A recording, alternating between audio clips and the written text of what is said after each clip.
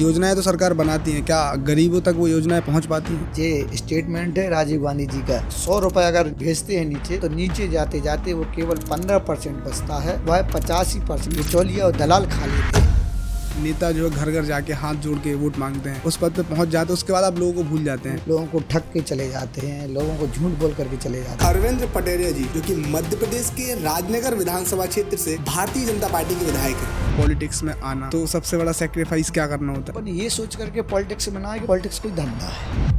जैसे राजनीति जनता की सेवा करना है, तो इसको इतना गंदा क्यों कहा जाता है? कि राजनीति को लोगों ने इस तरीके से प्रस्तुत किया है, उसमें कोई जनता की गलती नहीं है, नेताओं की गलती है कि राजनीति को लोग गाली में इस्तेमाल करने लगे।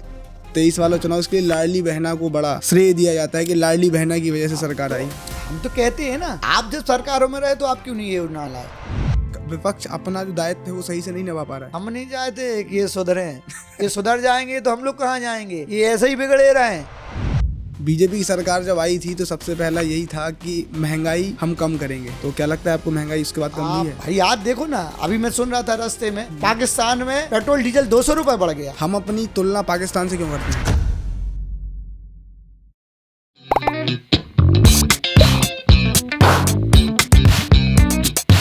कितना टफ होता है एक सामान्य घर से आना और फिर इतने बड़े लेवल पे जाना। ये आपने दुखती रग पे हाथ रखा है मेरे।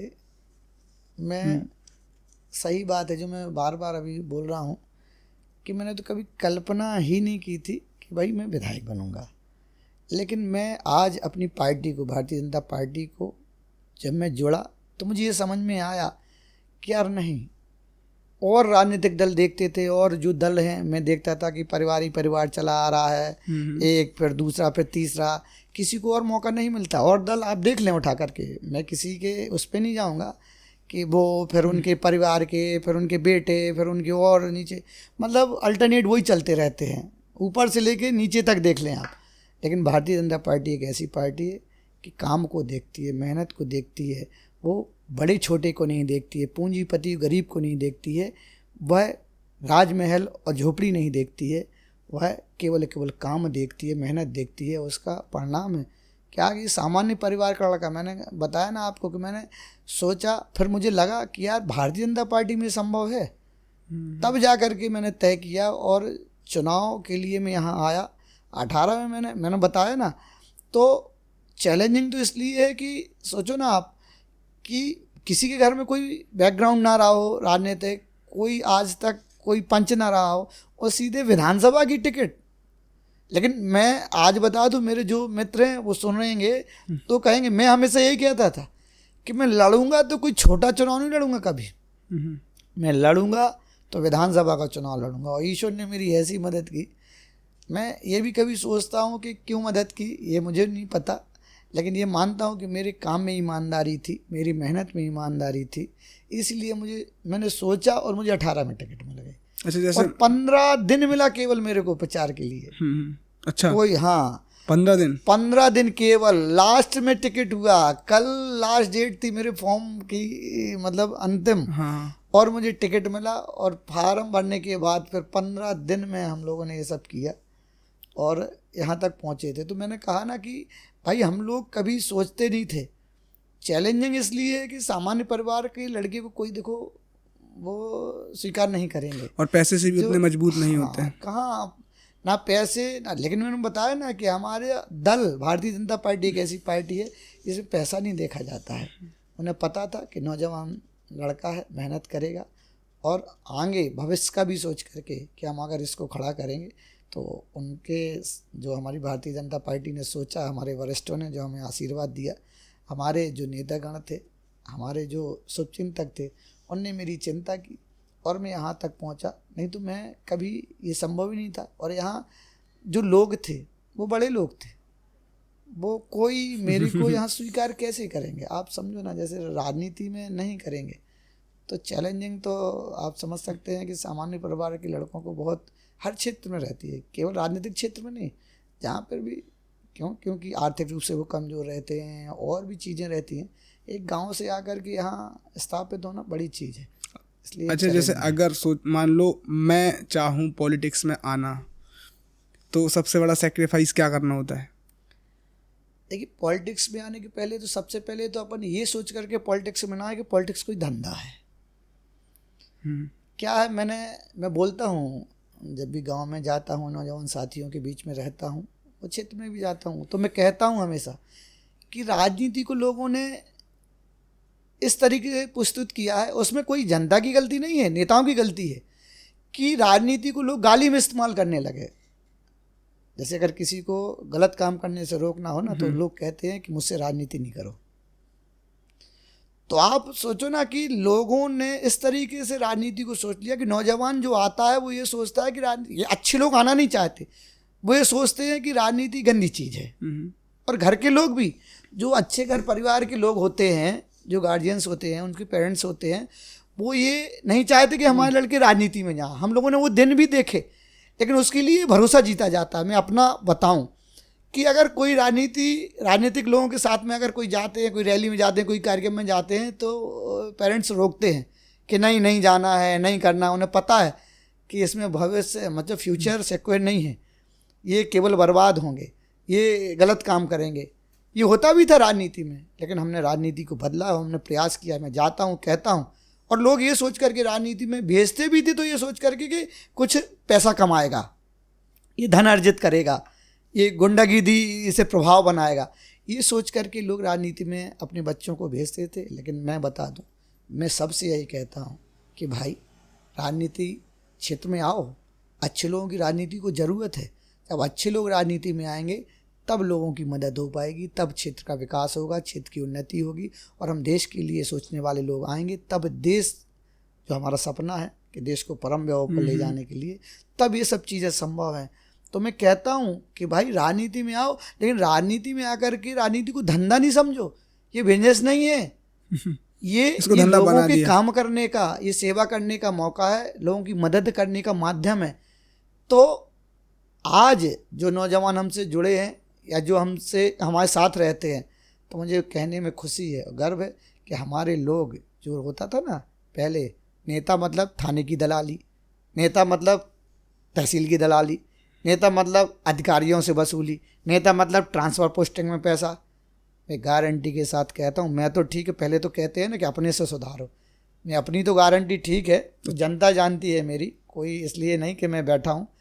मेरे लोग भी, मेरा ये प्रयास रहता है कि जनता को ठगे नहीं, जनता के बीच में दलाली नहीं करे। मेरा कहना रहता है कि मेरे साथ अगर रहना है और मेरे साथ काम करना है और कुछ अच्छा करने निकले हो, तो दलाली नहीं करना। क्यों? क्योंकि मेरे साथ ज़्यादा संख्या में जुड़ने वाले लोग हैं, वो दलाली नहीं दे सकते हैं, वो गरीब लोग हैं, वो सीधे साधे लोग हैं, उन्हें ठगना नहीं भाई।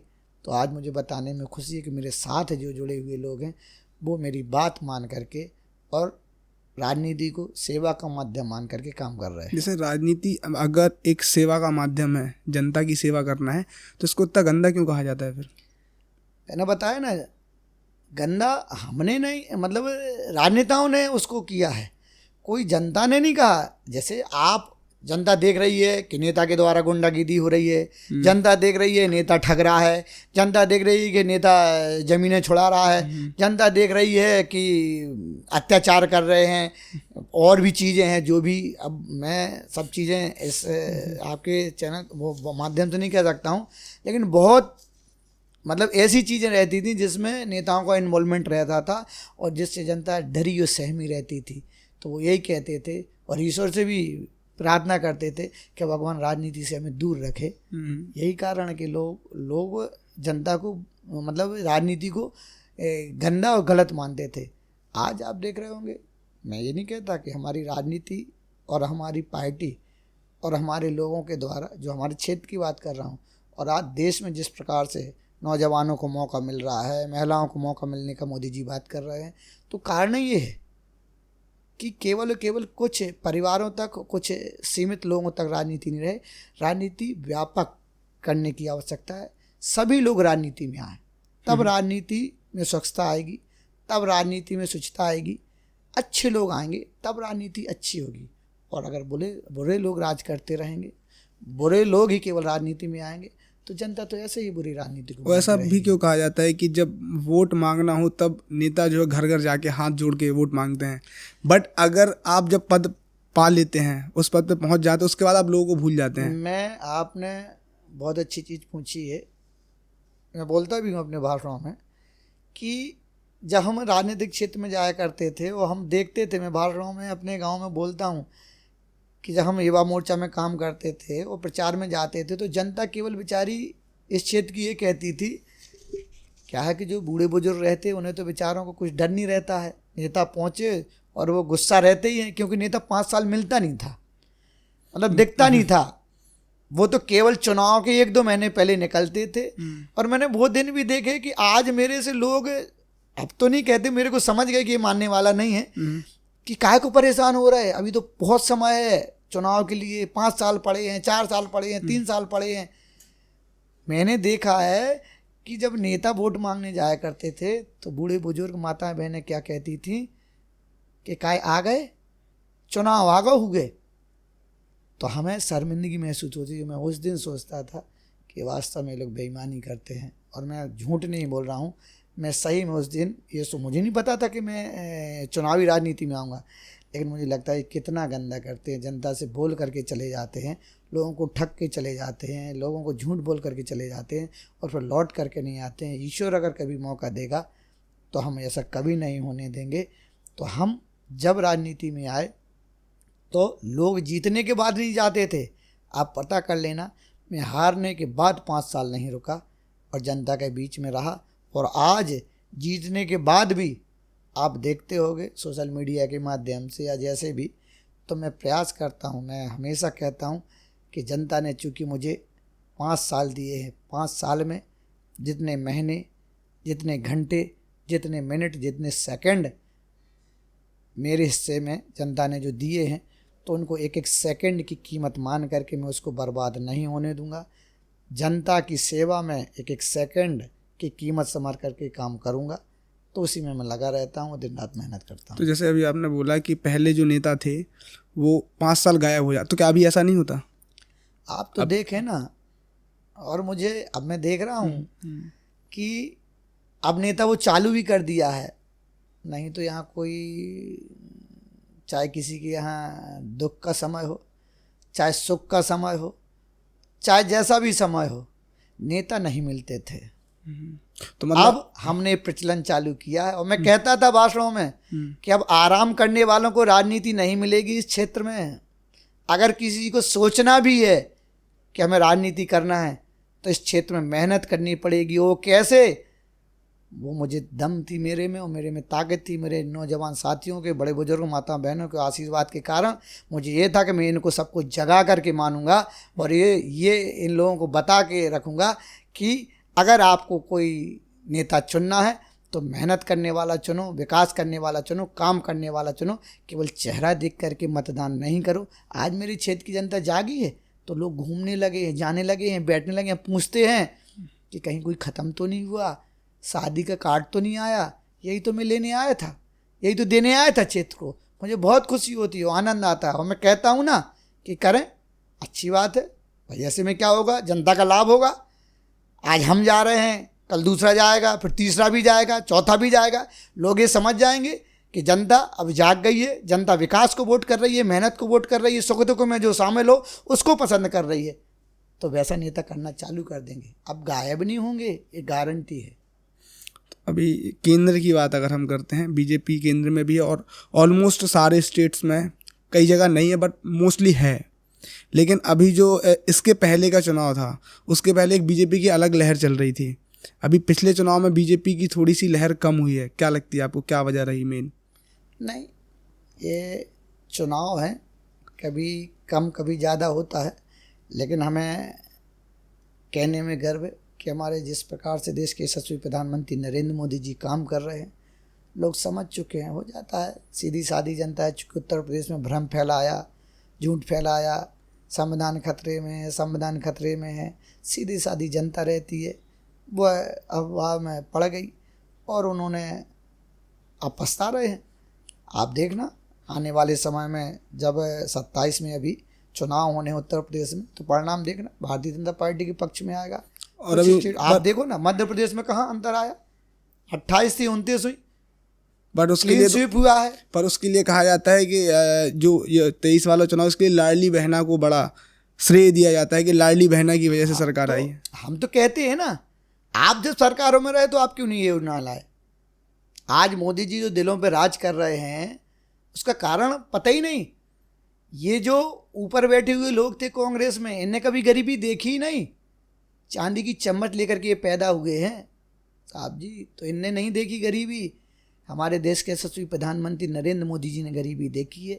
एक गरीब माँ का बेटा जब प्रधानमंत्री बनता है तो चाहे प्रधानमंत्री आवास हो, गरीब को झोपड़ी दी, चाहे शौचालय हो, गरीब को शौचालय दिया, खाने के लिए अनाज दिया, इलाज के लिए आयुष्मान कार्ड दिया, किसान सम्मान निधि से लोगों को राहत पहुंचाई, किसानों को।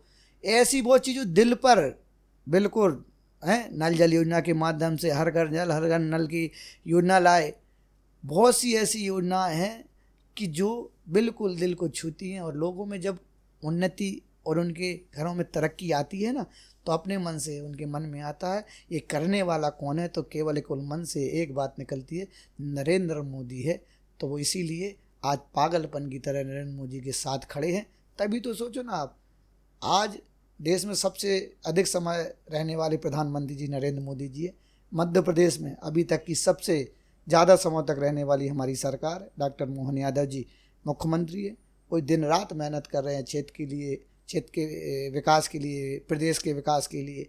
तो ये कारण है। हम लोग केवल चुनाव में काम करने वाले लोग नहीं हैं, हम लोग 365 दिन काम करने वाले लोग हैं। हम लोग 24 घंटे काम करने वाले लोग हैं। हम हर क्षण जनता के बीच रहने वाले लोग हैं। इसलिए जनता पसंद कर रही है, और अब जनता समझ रही है। यानी जो आप पूछ रहे थे ना, तो होता है, कारण है जो उत्तर प्रदेश का बताया, बाकी तो आप देखो ना। नहीं, जैसे अभी आपने बताया योजनाओं का बताया, तो योजनाएं तो सरकार बनाती हैं, क्या गरीबों तक वो योजनाएं पहुंच पाती हैं? मैं अभी बोल करके आया हूँ अभ्यास वर्ग में कि पहले के प्रधानमंत्री जो हुआ करते थे, राजीव गांधी का जो स्टेटमेंट है राजीव गांधी जी का, कि उन्होंने मंच से बोला था कि हम जो सरकार में जो योजनाएं जनता तक पहुंचाते हैं, तो उनका अगर हम 100% 100 रुपये अगर भेजते हैं नीचे, तो नीचे जाते जाते वो केवल 15% बचता है। वह 85% या 85 रुपये बिचौलिया और दलाल खा लेते हैं। तो आज हमारे मोदी जी ने जब प्रधानमंत्री देश के बने और हमारी मध्य प्रदेश में सरकार आई, तो ये होता है कि ईमानदार प्रधानमंत्री। तो क्या अभी ऐसा नहीं, अभी नहीं होता ऐसा? आप सुने तो क्यों नहीं होता? ये हम बातों से नहीं है, ये हमने करके दिखाया है। ये इसलिए नहीं होता है कि जनधन अकाउंट खुलवाया मोदी जी ने, कहा कि 13 रुपये से खाता खुलवा दो, तो कांग्रेसियों ने, अब बावड़ा, उन्होंने कभी सोचा नहीं था कि मोदी जी क्या करने वाले हैं। उन्होंने कहा मोदी जी बैंकों के पैसा रख करके वो जनता का लूटना चाह रहे हैं। तो मोदी जी ने जनधन अकाउंट खुलवाए 13 रुपये से। और आज आप देखते होंगे कि प्रधानमंत्री आवास आता है, पहले आता था इंदिरा आवास, 10 गांव में एक आता था, पुराने मकान में खड़ा कर देते थे, फ़ोटो खींच देते थे, और जिसकी फ़ोटो खिंचती थी उसकी जेब में 2000 रुपये डाल देते थे। उन्हें पता ही नहीं रहता था कि हमारे 40,000 रुपये ये खा गए हैं। क्यों? क्योंकि कोई सत्यापन नहीं होता था, कोई कुछ नहीं होता था। आज मोदी जी 1.5 लाख रुपये ग्रामीण क्षेत्र में और 2.5 लाख रुपये नगरीय क्षेत्र में प्रधानमंत्री आवास के सीधे खाते में डालते हैं। आप बताओ ना, पूरा का पूरा पैसा पहुंचता है ना? कोई भी आज जो हमारे आयुष्मान के हैं सीधे खाते में लोगों के जाते हैं। आज पेंशन है सीधे 600 रुपये खाते में जाती है। किसान सम्मान निधि की हमारी मध्य प्रदेश की सरकार 6,000 और नरेंद्र मोदी जी की सरकार 6,000, 12,000 सीधे लोगों के खाते में जाते हैं। संबल योजना है, सीधे 2 लाख और 4 लाख लोगों के खाते में जाते हैं। तो आप बताओ ना, कहाँ? यही सब चीज़ें तो है कि जितना हम करते हैं पूरा का पूरा जनता के हित में पहुंच रहा है, जनता के विकास में पहुंच रहा है। इसी कारण से आज आप देख रहे हो ना, इतने जल्दी मतलब देश ने जो उन्नति की है, तरक्की की है, कारण ये है घरों में आज सिलेंडर चूल्हा है, कोई दलाली भ्रष्टाचारी नहीं होती, घर पहुंच रहा है। हर चीज़, हर योजना, लाडली हमारी बहना जो चल रही है, आप बताओ ना, 1500 डालते हैं कोई। आप तो मैं कह रहा हूँ ना, आप घूम करके सर्वे कर लें, किसी से कोई 1 रुपये लेता है क्या? क्यों? क्योंकि सीधे खाते में जाते हैं। ये सोचे नहीं था कांग्रेस ने कभी कि ऐसे भी ईमानदारी से काम किया जा सकता है। क्यों? क्योंकि उनके नेताओं को खाने के लिए वो इतना गैप रखते थे कि भैया नहीं तो फिर हमारे नेता करेंगे क्या। आज हमारे मोदी जी ने नेताओं को भी समझा करके रखा है, नेताओं को भी हिदायत दे करके रखी है कि जनता के साथ कोई भी धोखा तो अभी नहीं क्या करेंगे। नेता अभी पैसे नहीं लेते बीच में? मैं अपनी बता रहा हूँ, मैं सबकी बात नहीं करता हूँ। मैं प्रयास करता हूँ और मैं क्षेत्र में भी ये पता है लोगों को कि मैं किसी की दलाली कहीं, चाहे थाना कचहरी तहसील, किसी में किसी की ट्रांसफ़र पोस्टिंग, तो लोग बदनाम करेंगे, सब कुछ है, लेकिन हम ये प्रयास करते हैं कि जो गरीब जनता है उसको कोई भी ठगे ना, उसके साथ कोई गलत ना हो, उसके साथ कोई गलत काम ना हो। तो ये हमारा अपनी तरफ से प्रयास रहता है। और ये मुझे कहीं ना कहीं कहने में, मैं अभी पहले भी कहा कि मैं करता हूँ, मेरे साथ के लोगों को भी मैं कह के रखता हूँ कि इस तरीके कोई भी काम नहीं करना जिससे कि जनता का मन खराब हो। महंगाई बहुत बढ़ रही है, अभी ये वॉर चल रहा है तब भी महंगाई बढ़ रही है। बीजेपी की सरकार जब आई थी तो सबसे पहला यही था कि महंगाई हम कम करेंगे, तो क्या लगता है आपको महंगाई उसके बाद कम हुई है? आपने सही क्वेश्चन किया। मैं रेशियो में बताना चाहता हूँ। जैसे लोग बिलाप रोते हैं का बेरोजगारी का, बेरोजगारी का रोते हैं ना। आपने गिरियामा में तो झाँक के देखो कि तुमने क्या रोजगार दिया है। कांग्रेस की गवर्नमेंट थी ना, मेरा भाई तभी एमएससी उस टाइम का फिजिक्स का 70% लिए हुए बेरोजगार घूम रहा था। क्यों? क्योंकि जब टीचर बनते थे ना तो मास्टर वो नहीं बनते थे जो पढ़े लिखे या होशियार लोग थे। मास्टर वो बनते थे जो नेता की भैंसियाँ चराते थे, जो नेता की बंदूक पकड़ते थे, जिनके कॉन्टैक्ट, जो नेता के घर में काम करते थे। क्यों? क्योंकि नेता ही पोस्टिंग करते थे, नेता ही नियुक्तियां देते थे, वो ही बांटते थे। और जनपदों से नियुक्तियां होती थी, पुलिस वाले के 2-2 लाख रुपए लगते थे। और ये तो होता ही था कि नेता के पिछलग्गू के अलावा पैसे भी लगते थे। आज हमें कहने में गर्व है कि हमारी सरकार है, मास्टरों की नियुक्ति हो, पटवारियों की नियुक्ति हो या किसी की भी नियुक्ति हो, कोई एक आदमी ला करके खड़ा कर दे कि किसी को 1 रुपए भी लगा हो, तो मैं आपको कहूँ नहीं लग रहे हैं। ये हमारी सरकार की प्रतिबद्धता है और ये हमारी सरकार की, हमारी ईमानदारी है कि भैया किसी भी जो आप कह रहे हैं ना कि महंगाई में आपने ये कभी कल्पना नहीं की। महंगाई है ना, हम जीवन तो जीना चाहते हैं अमेरिका जैसा, हम देश को बनाना तो चाहते हैं अमेरिका जैसा, लेकिन हमें अमेरिका जैसा बनना है। आज हमें एसी में बैठना है, हमें 4 व्हीलर। इनने महंगाई क्यों नहीं, महंगाई बढ़ी है ना इनकी, लेकिन इनने वो जीवन सुविधाएं नहीं दी ना। इन्होंने साइकिल पे चलाया लोगों को, बैलगाड़ी पर चलाया इनने तेल की डिब्बी में लोगों ने जीवन जिया है। इन्होंने खेती के लिए कोई संसाधन नहीं दिए। आज हम जीवन जी रहे हैं, आज हम ये ब्रॉडकास्ट कर पा रहे हैं तो केवल उन्नति और तरक्की हो। जब हम ऐसा जीवन जिएंगे, आज हम महंगी गाड़ी से चलना चाहेंगे, हम अच्छे कपड़ा पहनना चाहेंगे। हम कह रहे हैं ना कि नहीं है ना महंगाई, साइकिल से चलने लगो, कांग्रेस के ज़माने में आ जाओ, नहीं है महंगाई, सिलेंडर से खाना नहीं बनाओ, आप जाकर के चूल्हे में आ जाओ, चूल्हे से खाना बनाने लगो, तो नहीं है महंगाई। आप नहीं रहो एसी में, बिना पंखे के सोने लगो, तो नहीं है महंगाई। तो अगर हमें अच्छा जीवन जीना है और उन्नतशील जीवन जीना है, हमें रोड चाहिए है, हमें विकास चाहिए है, हमें स्कूल चाहिए है, हमें देश में सुरक्षा चाहिए, तो कहाँ से करेंगे? तो इसकी वजह आपको महंगाई लगती है? भाई आप देखो ना, अभी मैं सुन रहा था रास्ते में, पाकिस्तान में पेट्रोल डीजल 200 रुपये बढ़ गया। आज मोदी जी की इच्छा शक्ति है, 1 रुपये नहीं बढ़ा साहब। विदेशों में युद्ध चल रहा है लेकिन भारत में कोई असर नहीं है ना। विरोधी केवल और केवल वोट ढूंढते घूम रहे हैं, होने वाला कहीं कुछ नहीं है। कितने दिन झूठ बोलोगे साहब? कुछ भी होता है तुम अवसर ढूंढते हो। सिलेंडर नहीं मिल रहा है, कहाँ सिलेंडर नहीं मिल रहा है? तेल नहीं मिल रहा, कहाँ तेल नहीं मिल रहा? हम तो रोज गाड़ी से चल रहे, किसको तेल नहीं मिल रहा? केवल और केवल उनके पास और कुछ तो बचा नहीं।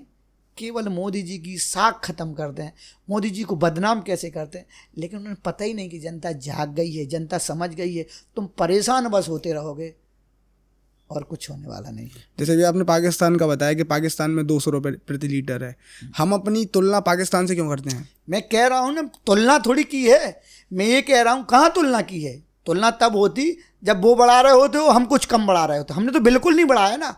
तो मेरा कहने का मतलब है कि पूरे देशों में असर हुआ है इस युद्ध का। लेकिन भारत में क्यों नहीं हुआ? आप बताओ ना, क्या सा समझ में आ रहा आपको?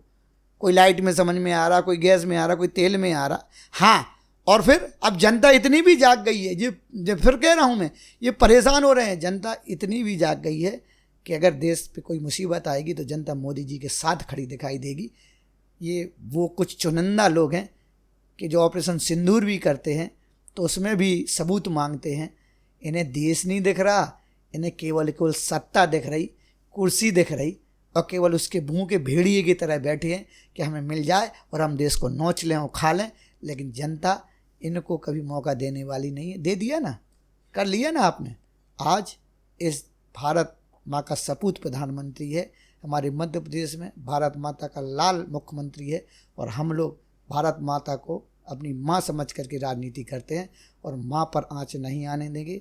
इसके लिए हमें चाहे जो करना पड़े, हमारी पार्टी ने हमारे सिद्धांतों में है और हम ये लेकर के काम करते हैं। एक चीज़ और भी देखी है कि मेन दिक्कत जो है वो मोदी जी से क्यों है सबको। इसका क्या जवाब देंगे आपकी? पूरा विपक्ष एक बीजेपी से ज़्यादा मोदी जी का नाम लेता है। आपने एक कहावत सुनी है कि जब एक साथ सारे बेईमान इकट्ठे हो जाएं तो समझ लेना कि राजा ईमानदार है। उसका कारण ये है कि सब, आप देखो, जब उन्हें राज्यों के चुनाव होने होते हैं सब अलग अलग हो जाते हैं। क्यों? सबको अपने अपने राज्यों में राज करना है, सबको सत्ता चाहिए। उन्हें पता है कि हम अकेले कुछ नहीं कर सकते, हम अकेले कुछ नहीं कर सकते, हम सब एक हो जाएं, शायद मोदी जी को अपन हटा लें। लेकिन उनके सपने पूरे नहीं हुए। मैंने बताया ना कि कुछ ऊंचे नीचे हो सकता है, हम कम सीटों पर जरूर आए, लेकिन प्रधानमंत्री मोदी जी बने। क्यों? क्योंकि देश की जनता का प्यार उनके प्रति है, आस्था लोगों की उनके प्रति है, लोगों का जिस प्रकार से विश्वास उनके प्रति है, तो आपको परिणाम में दिखता होगा। मोदी जी को केवल इसलिए घेरते, उन्हें लगता है कि जब तक ये ईमानदार बैठा रहेगा हमारा कुछ होने वाला नहीं है, तो इसको बदनाम करो, इसको किसी भी तरीके से हटाओ। सब मिलकर केवल एक चर्चा करते हैं कि केवल इसको हटाओ तो पहले, तो बाद में अपन फिर तय कर लेंगे कि कौन बैठेगा। तो सब केवल इसी में लगे हैं, लेकिन उनके मंसूबे कभी पूरे होने वाले नहीं हैं, क्योंकि मोदी जी के लिए एक और भी बोला जाता है कि डिक्टेटरशिप का एक बड़ा आरोप लगाया जाता है कि ये पूरा जो और देशों में लाइक हिटलर थे जैसे डिक्टेटर के तौर पे, हम लोग तो काम करते हैं। अगर वो हिटलर होते, अगर इस तरीके से वो काम कर रहे होते, तो हम जैसे सामान्य परिवार के लड़के कहाँ विधायक बन रहे होते। मेन आरोप ये रहता है कि जैसे लोकतंत्र है, जनता के हाथ में, जनता के हिसाब से चीज़ें, बट आज के टाइम में सरकार सारी चीज़ें कंट्रोल कर रही है, ऐसा आरोप लगाया जाता है। कि उनका कहना है कि सीबीआई भी सरकार के हाथ में है, चुनाव आयोग भी सरकार के हाथ में है, प्रशासन भी सरकार के हाथ में है। ये मैंने बताया ना कि आरोप है। क्यों? क्योंकि अगर किसी भी घर में, अगर आप गौर करना, घर में अगर डिसिप्लिन नहीं होगा, अनुशासन नहीं होगा, कड़ाई नहीं होगी, तो बच्चे बिगड़ते हैं ना, होता है ना। हमारे बाप दादा टाइम पे आप देखते, आज क्यों जनरेशन बिगड़ रही है, आज क्यों बिगड़ रही है, पहले क्यों कम बिगड़ती थी? क्यों? क्योंकि उनका कमांड रहता था। तो मोदी जी की आज उन्हें यही तो तकलीफ है कि मोदी जी की कमांड। आज सोचो ना कि मोदी जी एक आह्वान करते हैं तो ये हिटलर थोड़ी कर सकता है। थालियां बज जाती हैं, दिए जल जाते हैं, लोग सड़कों, मतलब लोग साथ निकल आते हैं, तो प्यार से होता है, कोई हिटलर शाही से नहीं होता है।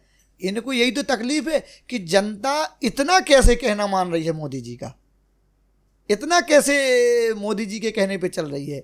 क्यों? क्योंकि इनने कभी ये देखा ही नहीं ना।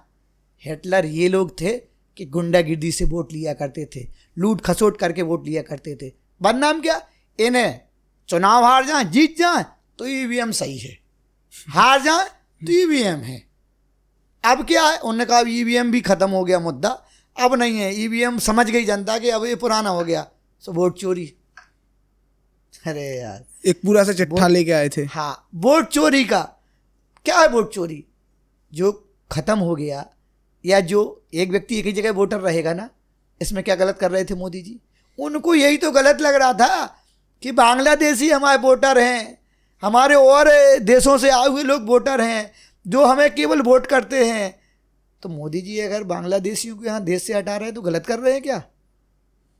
आज बिहार में क्यों इतनी प्रचंड बहुमत से सरकार आई?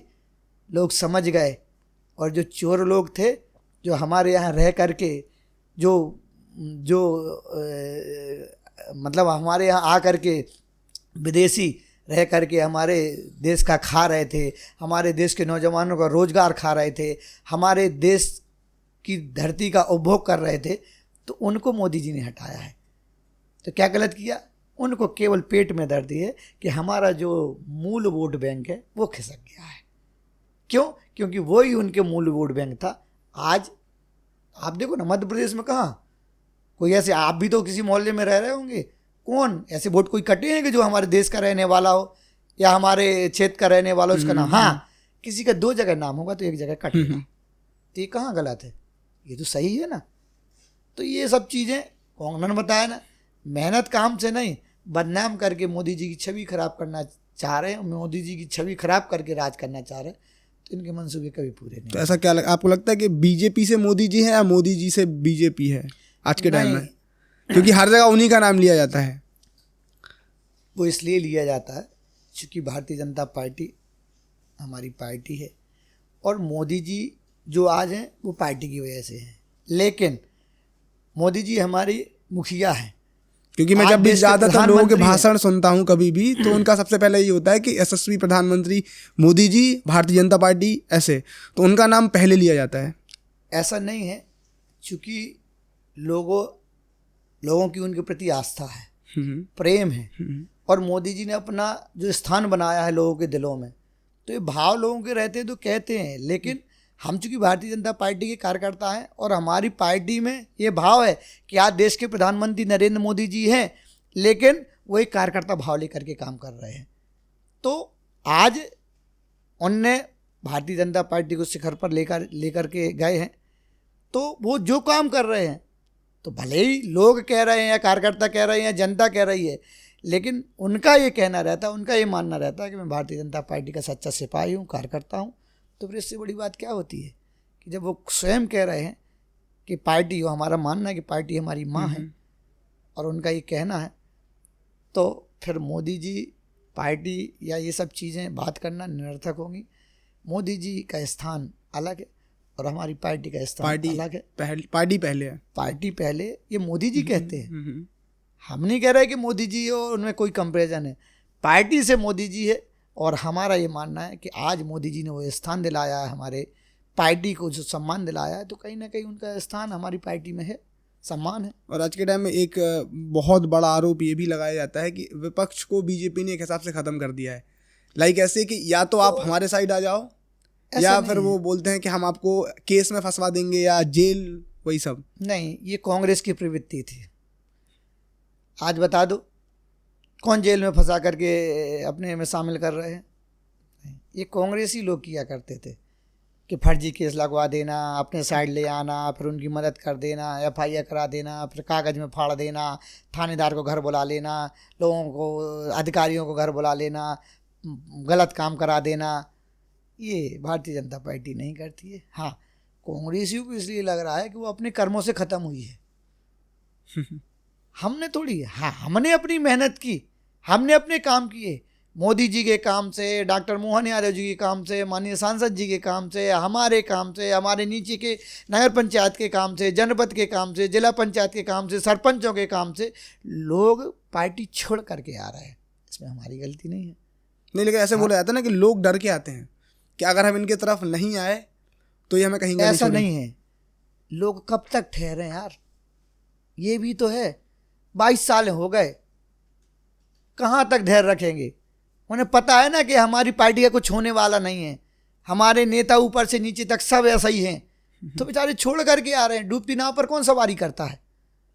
केसों से नहीं, वो अपने नेताओं को समझ करके आ रहे हैं कि बिना काम के हैं, करते कुछ है नहीं, मदद करते नहीं, खड़े होते नहीं, काम कुछ करते नहीं, तो छोड़ रहे हैं लोग कांग्रेस को। भाई लोगों को लाभ मिल रहा है ना, जिसको मकान मिल जाएगा वो क्यों नहीं छोड़ेगा?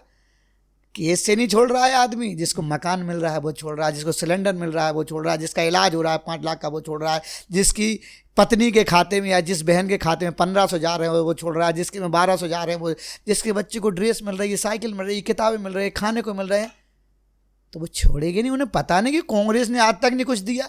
आज भारतीय जनता पार्टी दे रही है तो लोग छोड़ करके कांग्रेस भारतीय जनता पार्टी में आ रहे हैं। क्यों? ऐसा कौन सा परिवार है जिसको लाभ नहीं मिल रहा है?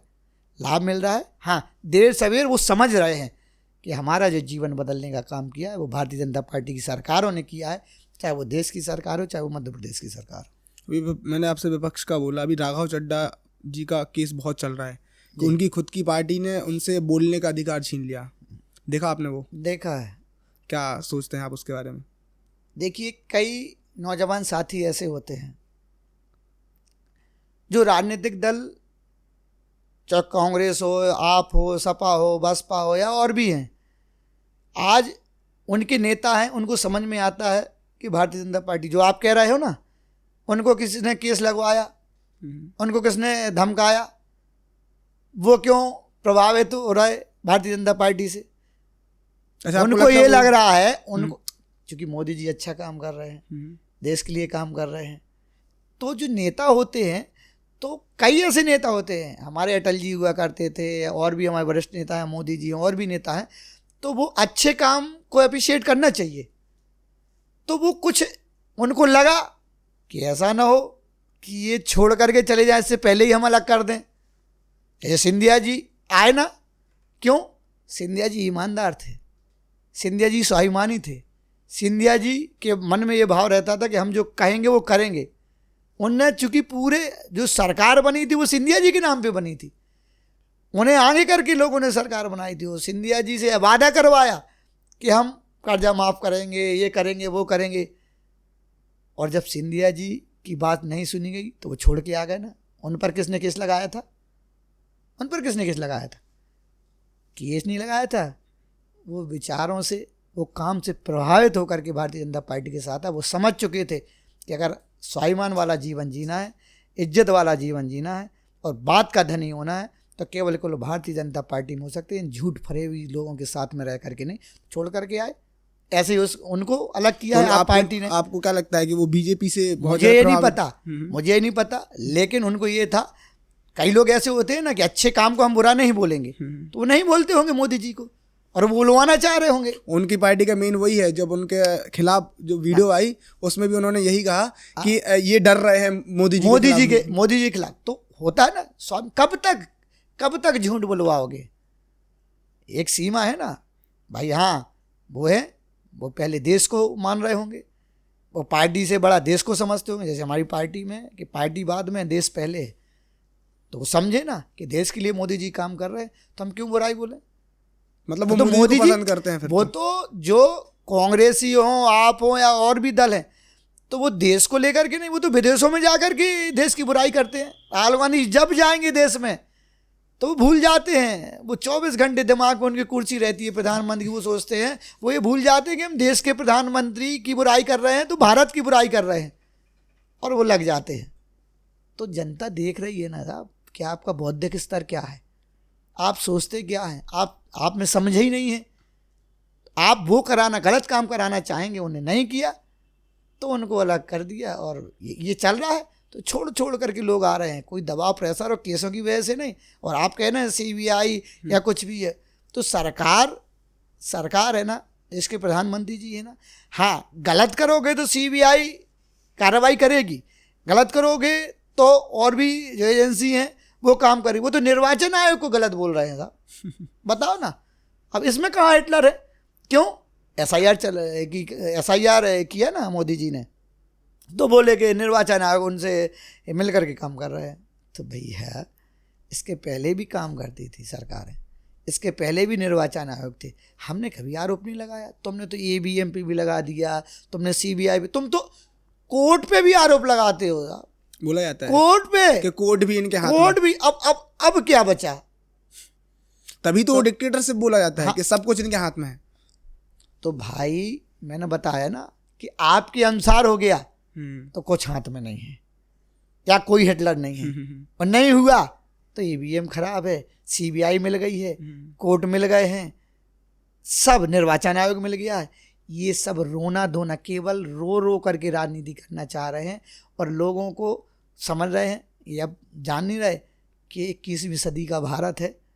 अब वो नहीं है जो सदियों आपने राज किया, 70 साल तक पागल बनाते रहे लोगों को, और राज करते रहे।